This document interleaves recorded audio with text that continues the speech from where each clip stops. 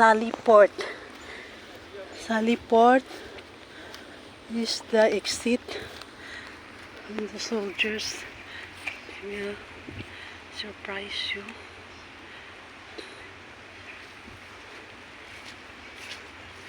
I go down, and then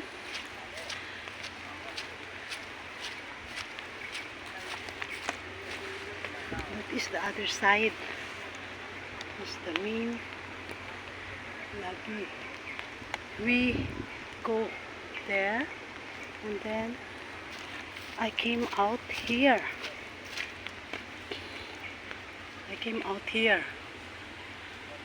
So my friend was there. This is a very small outlet to surprise the soldiers. Got there, the other side.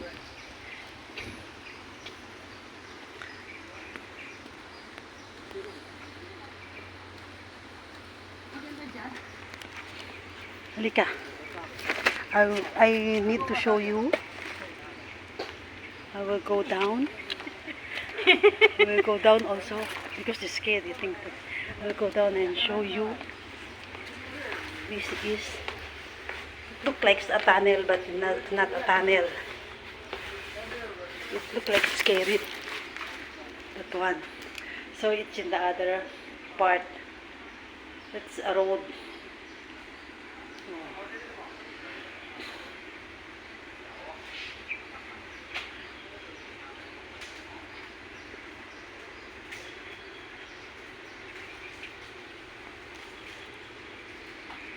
So I am here.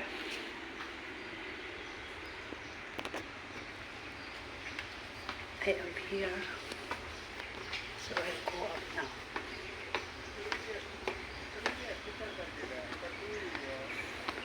This is the view. I hope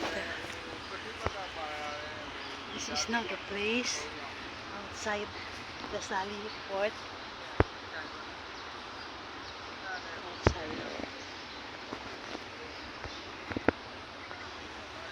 So I'm here already. We're looking for shaded area so that we can eat our snacks. You can see up there, it's a building of YWCA. And then this one is the hotel. I show you. That one is the hotel here in Port Canning. And this is the other building, Hilton Hotel. There's so many. That is the bigot already, and that one is Lucky Plaza. So we're here. It's nice to have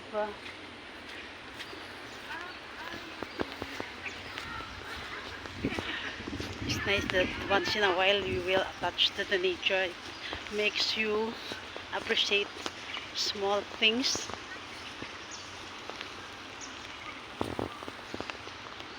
Because sometimes it's better to get attached to nature than to people. You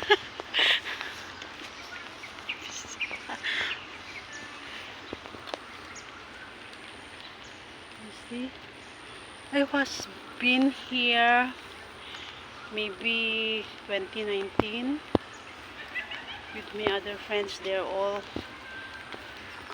go home in the Philippines, so we will go there. That is also the tunnel, the one with fern. So I will show you later. To all my subscribers who love nature, I know you will appreciate these things I have done for you. This is the beauty of Singapore. I will show you what's this. Just see the fruits. It's brown color.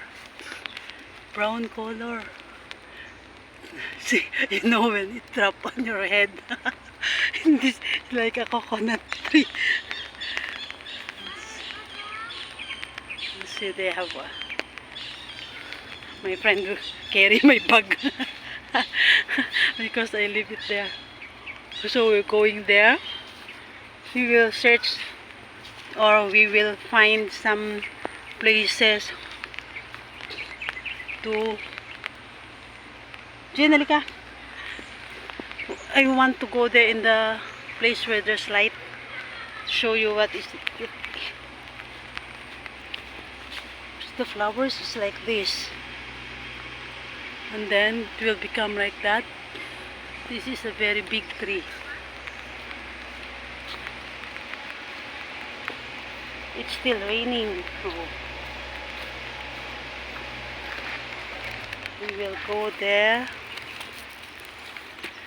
Go there in the place where we can sit down.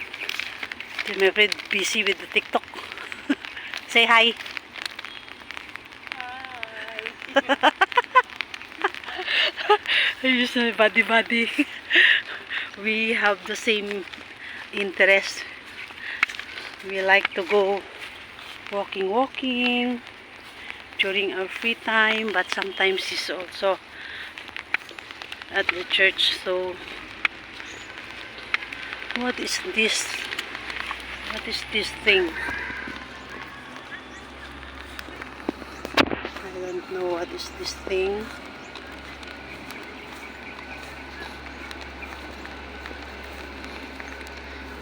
No, this is Port Canning. This is the place of soldiers before. I want to show you some other place here.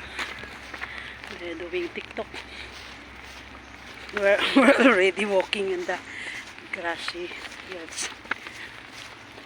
If it's sunny day, it's nice to sit down here and relax. I'll show you this one. This is the exit. I'll show you. Battle Box Escape Shop. This structure once served as an escape shop from the headquarters Malaya Command Operation Bunker. Today, known today as the Battle Box. This is World War II history. Behind the door is a ladder leading downwards to the bunker. During the World War, the structure itself would have been camouflaged to hide it from the enemy. Head over the battle box to see a military bunker that lies below ground. So this looks like as if nothing, but this is a escape shop for the soldiers. And then this one also. This one also is a very big. They have here. You see here. This old Fort Wall, President Fort Canning, guard room, magazine, hospital. I am here. Artillery barracks, flagstaff, time ball, lighthouse, sergeant's quarter, chaplain quarters, office quarters, artillery, Fort Canning, 1859 to 1926. So some of our friends they're sitting down. That is the entrance. I don't know. Oh, it's just like a closed door here. So I don't know why this is a very small space only. And that is also wait. This is also a OMSQ. What is OMSQ? I'll show you what is OMSQ mean. Old Married Soldiers Quarter. Oh, the Old Married Soldiers Quarter. Built 19 served as a lodging for married British Army officers. It was one of several buildings constructed on this hill in the 1920s as a part of military headquarters conflicts in the vicinity. Other structure included a guard room, quarter for warrant officers, although only the OMSQ survives to date. This one. Married soldiers. Okay, let's go. We'll look for the shaded and then we will also eat. Because I carried so heavy. So, Jin, come. That one is already dead end. So this Raffles Garden, Raffles House, Sangnila Utama Garden, Underground Bunker, Fort Canning Tree Tunnel, Fort Canning Green, Far Garden, Bunker, Larangan, Jollibee Park, Fort Canning Station, the Foothills, Jongbaro Bakery. Okay, we'll go there and look for shaded area. Diyan saan kaya banda? This one, we go down here before.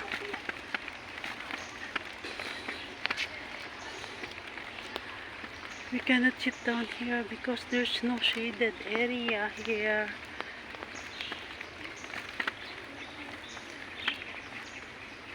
Diyan, ano yan, daanan na yan dyan sa baba.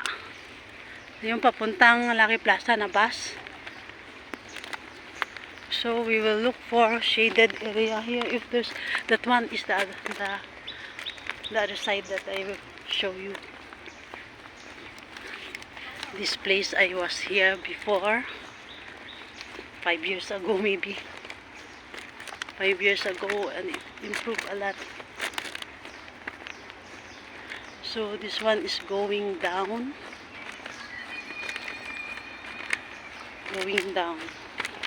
You know, this friend in the Philippines is on the, oh, where it goes, it's very far. Jim, balik tayo dun sa dati. Kasi ito pabalik na to sa baba eh. Hanap tayo ng shade. Kasi sa others, sa kabilang ibayo yung cemetery. Din, sa kabila yung cemetery. Sa kabila pa yung sementeryo. Doon yun. Oo, sa kabila. Napupunta doon. Oo. Di, punta ba tayo doon? Pagkatakot. Oo nga, no, kasi umuulan pa naman. Oo, nakapunta nga kami doon ni Grace. High voltage. Oh, there's swimming pool. This is the hotel. That's why there's pool.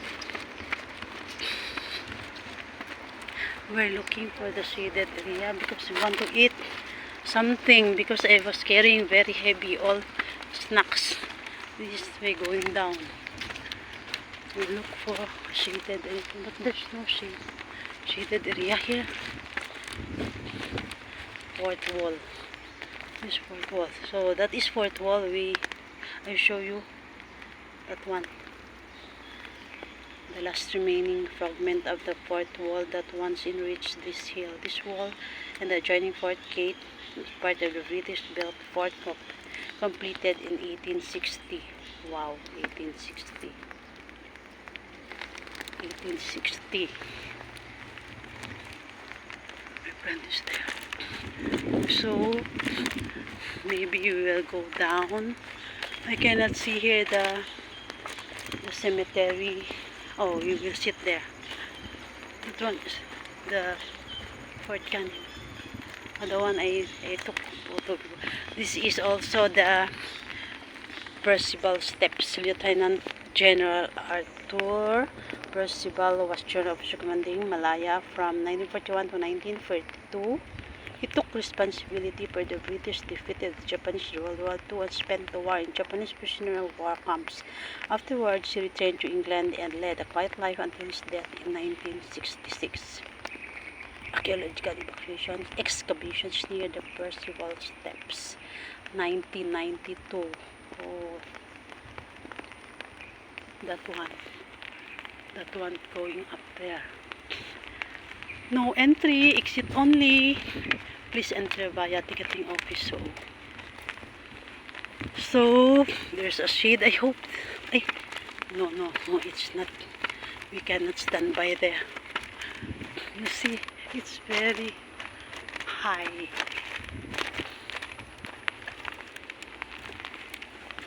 It's a cacao where the coffee was.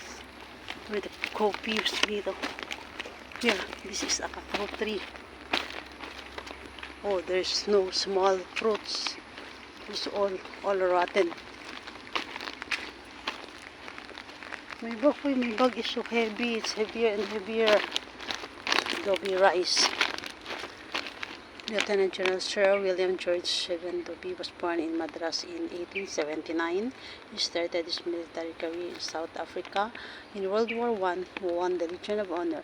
He later served in Egypt, and between 1933 and 1935, he was the commandant of the School of Military Engineering. He was then appointed General Officer commanding Malaya, where he served until 1939. He was next appointed Governor of Malta, where he served during the German bombardment of that island during early World War II. He died in 1964. 1964, 5 years before I was born. And then he died. Dobby rice. That is Dobby rice, you see. It's Dobby rice. I call that Dobby rice. Oh, I like this. It's kalachuchi, yellow kalachuchi. This is the office. This is we go in. It is a entrance. British Far East Command, the conservation building before you was first constructed in 1926 as the headquarters of the British Far East Command. This command was responsible for British military operations and training in the region through the World War II. A staircase from this building led to the entrance of the underground bunker now known as the Battle Box. So I show you also the Battle Box. The building was occupied by Japanese military during World War II and returned to the British after the war. From 1970 to 1976, it was used by the Singapore Command and Staff College and Officers School of Singapore Armed Forces. It was left vacant for nearly 2 decades before being used as a Port Canning Country Club from 1995 to 2002 when new owners came in and subsequently launched the Legends Fort Canning.Part. Today, the former military forces have been restored and stands for the Fort Canning and the Legends Fort Canning. Ate, yung sinakot ko ng Amerikano. Ng hapon, nung sinakot ko ng... Oo. Dito sila nakatira dati. Alin? Ang mga Amerikano? Oo, yung mga British na di ba doon sa cemetery, di ba karamihan British, yung mga namatay doon tsaka nilibing? Hindi kasi There in the other side? Una, ang nagsakot dito yung hapon. Japan. Tapos diniligtas lang ng Amerikano. Gaya sa Pilipinas na story na sinakop din tayo ng Japanese. Japan. Tapos Spanish first, tapos Japanese. Ganda ng Gimbilya.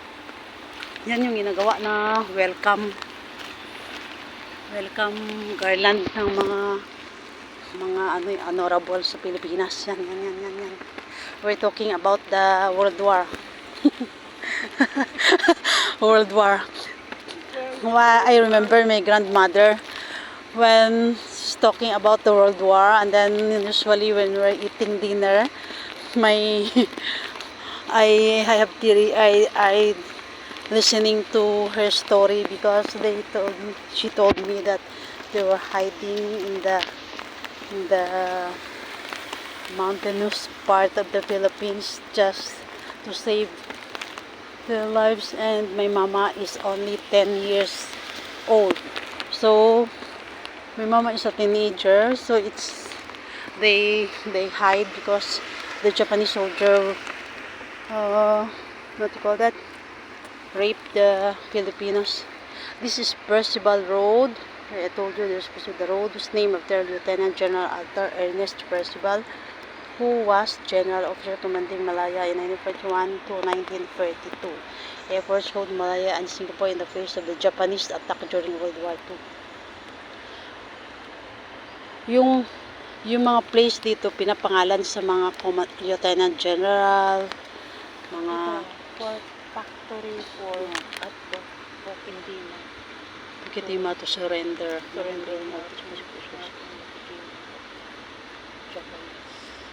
Japanese occupation in Singapore. See, this fern is very expensive, and they take good care of this one. So many greenish things here in Singapore. We're expecting that it's sunny day today, but today is sunny rainy day, shower day, showering. So we're looking for a place where we can sit down and eat. This is public car park. So there's many cars there across the public car park B. So we're crossing the street, going to the other side. Or we will go there in the shaded area because we will rest for a while and then we will go to the cemetery. Oh, that one is the venue for parties maybe. That one on the other side of the road. I can saw the chairs, building with white roof. And then oh, it's raining and oh, so many people. How can we sit down there and eat our food? Or maybe we'll just go there in the cemetery. If there's no rain, you know, we we're able to sit down here for a while, then take a rest. But it's wet. I can see people there on the, what's that? There.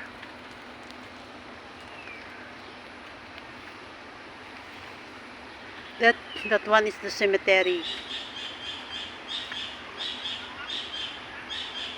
So we will go there. Punta tayo dun. Jin, punta tayo dun, no? Dun sa building na yan, may mga shade. Diyan tayo upo. Ha? Kasi ano pa lang, oh? 110 pa lang. 110 pa lang, paano pa? Oo, kaya punta tayo dun. We will go to cemetery. And then we will eat our snacks there. This keep our park clean. Okay? Siya lang mag-isa dyan, Jin.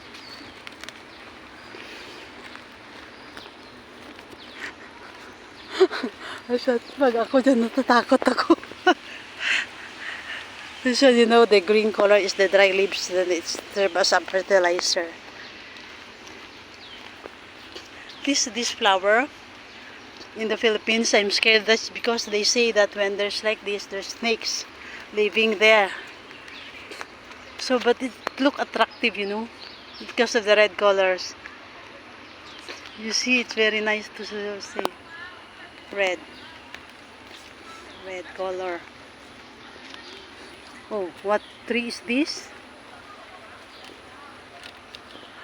There's hanging fruits, vines.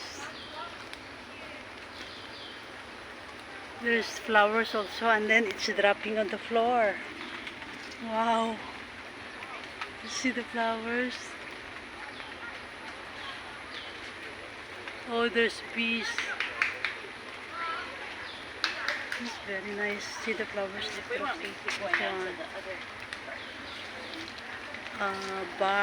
Baring Lonya, Casimosa. Fish poison tree. Kenya to African, Southeastern Pacific. So this usually grown in the, you see the flowers. So this is Port Canning map as usual. So we will go there. That is the cemetery in the other side. So we go there and look for a shade. We're here already in the entrance of the cemetery, National Museum of Singapore. That one is the National Museum of Singapore, but maybe it's under renovation. So this one is Port Canning Green. Port Canning, and so we will go here inside.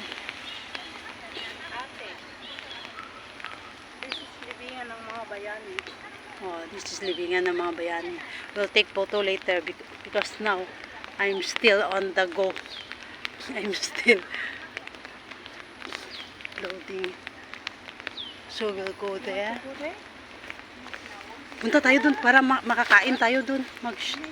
Shade. So here, so many people.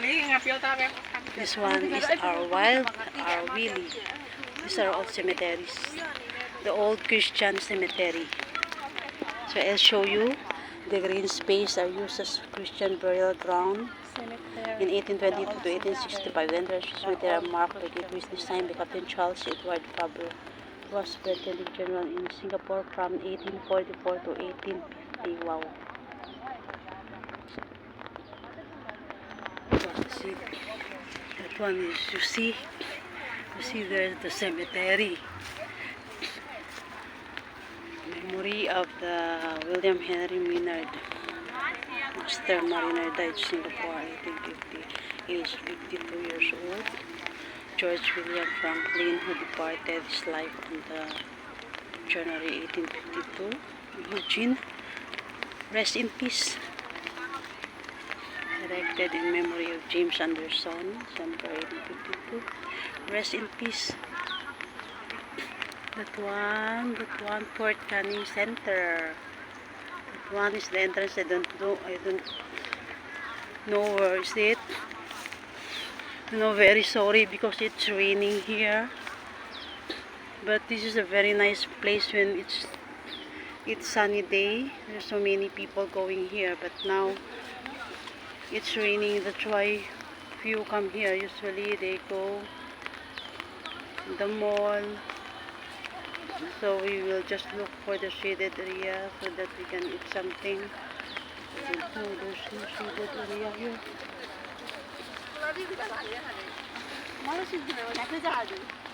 That one is also. Saan ba tayo, Jim? Hindi na, ano naman yan, di ba? Ano ba yan? Parang cemetery also.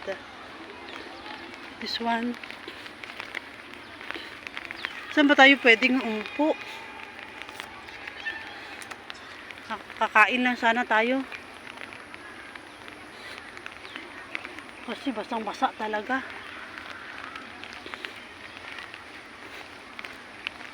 This one also is it's also the cemetery here.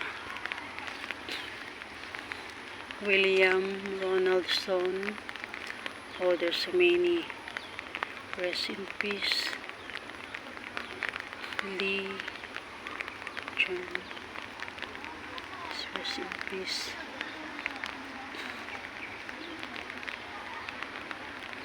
Where we will going? Where we want to go? Because maybe we will share there and then we will just eat the things. Okay, bye bye for now. Bye bye for now. I hope I give you the history of this place, Port Canning here in Singapore. And have a good day, everyone. Thank you for my subscribers, and please subscribe on my channel because I need 1,000 to monetize. Thank you very much. Thank you for your help. Thank you for understanding and patiently watching my vlog. Have a good day, my friend. Bye bye. Thank you. Sila Angie, na pictorial.